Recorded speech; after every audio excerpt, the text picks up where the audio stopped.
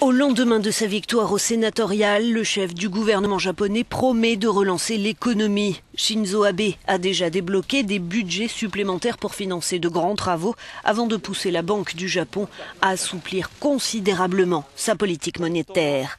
C'est notre véritable début, dit-il. Ce que les citoyens du pays veulent par-dessus tout, c'est une économie forte et un retour à la croissance dont ils puissent sentir les effets.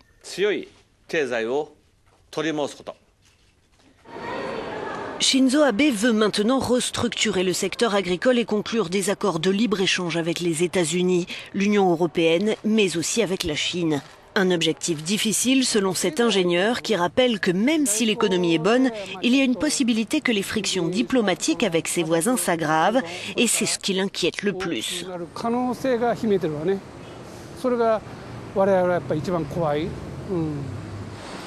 Pour répondre aux tensions régionales, Shinzo Abe voudrait modifier la constitution du Japon, contraint au pacifisme depuis la Seconde Guerre mondiale, mais cet analyste n'y croit pas.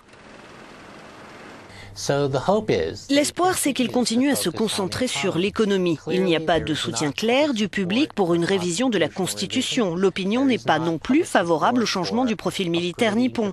Les Japonais souhaitent en revanche une réconciliation avec leurs voisins. Je pense donc qu'il serait contre-productif de montrer au monde la face nationaliste de Shinzo Abe.